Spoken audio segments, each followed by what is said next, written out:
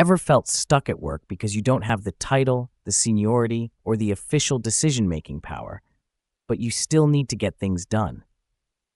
Maybe you're leading a cross-functional project, or trying to convince your manager to back a new idea, or rallying your team to try a new way of working, even though you're not the boss. This might go against what you've been told, but it's true that you don't need a fancy title to be influential. You just need the right tools. Today, I'm going to show you how to influence without authority using soft power. This isn't manipulation or office politics. It's science-backed, human-centered influence that works, no matter your title.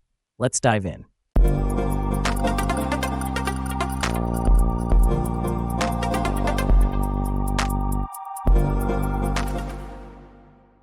Welcome back to the Work Chat. Today, I'm going to share the tools you need to influence others without authority. But first, let's start by unpacking the most common misconception about influence. Most people think influence is about authority. You have the power to say yes or no. You have the budget, the org chart, the corner office. But research shows that's only part of the story. In fact, soft power, the ability to influence through relationships, credibility, and communication, is often more powerful and more sustainable. Harvard's Center for Public Leadership found that leaders who rely on soft power outperform those who lead purely through authority, especially in complex collaborative environments. And in today's workplaces, where influence flows across teams, functions, and even countries, soft power is your secret weapon. So how do you build soft power and use it to your advantage? This is where the 4-step soft power influence framework comes into play. Step 1, you must build trust before you need it. In another word, build your influence bank. Here's where most people go wrong. They only think about influence when they need something. But by then, it's too late. Influence is like a bank account. You have to make deposits of trust, credibility, and goodwill before you try to make a withdrawal.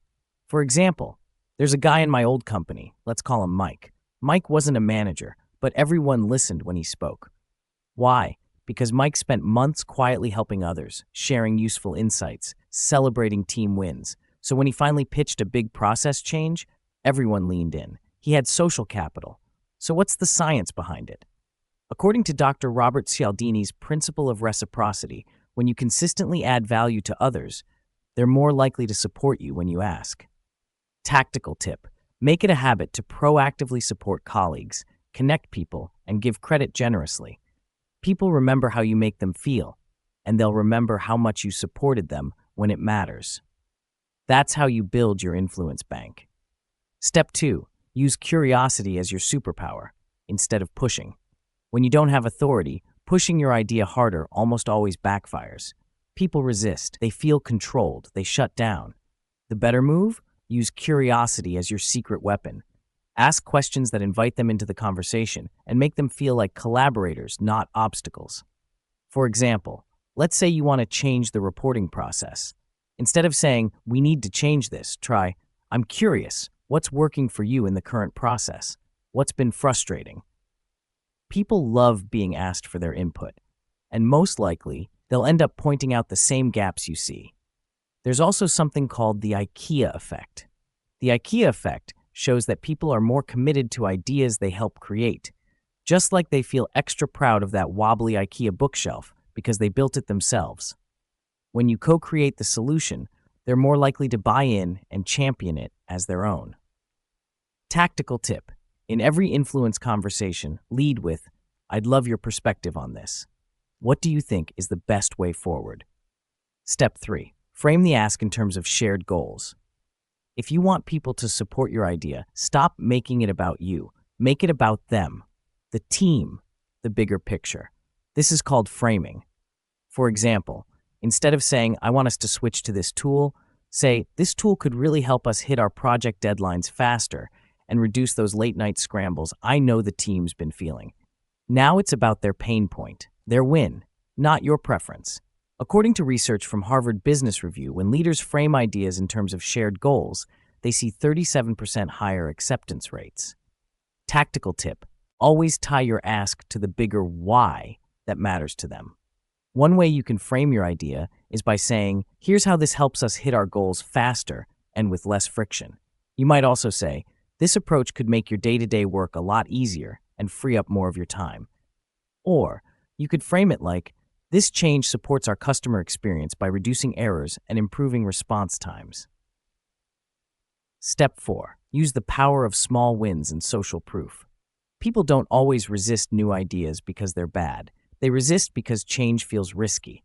So instead of trying to push a big change all at once, start small. Propose a pilot, a test, a small win. For example, you're proposing a new sales strategy. Instead of asking the whole team to adopt it, say, what if we tried this with just one client this month and see what happens? Once they see results, momentum and credibility start to build naturally. And if you can, add social proof. Show them how other teams, companies, or leaders are already doing it and getting great results. Seeing others succeed makes people feel safer and more confident to give it a try themselves. Cialdini's principle of social proof shows that people follow what others are doing, especially if those others are peers or respected leaders. Tactical tip: always have a case study, data point, or peer success story in your back pocket. People are more open to new ideas when they feel they're not the only ones taking the leap. Here's the truth that people often forget. Influence is a long game, not a one-off move. Influence is not an event, it's a system. The people who seem like natural influencers, they're not born that way. They've spent months, even years, building trust, framing ideas well, and inviting others into the process. For example, I once worked with a product manager who had 0 direct reports, but everyone followed her lead. Why? Because she practiced these exact steps daily.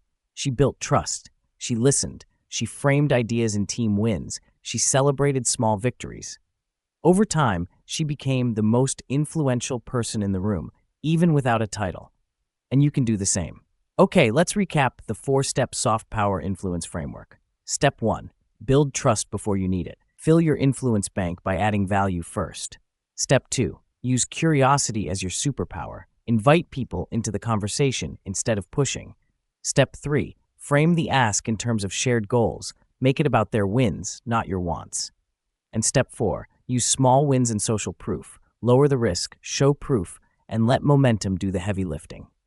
Here's your challenge this week. Pick one conversation where you want more influence and try one of these steps. Then drop a comment below. Which step worked for you? Which one felt hardest? That's a wrap for today's episode. If this video helped you, hit that like button, subscribe, and share it with someone trying to lead without a title.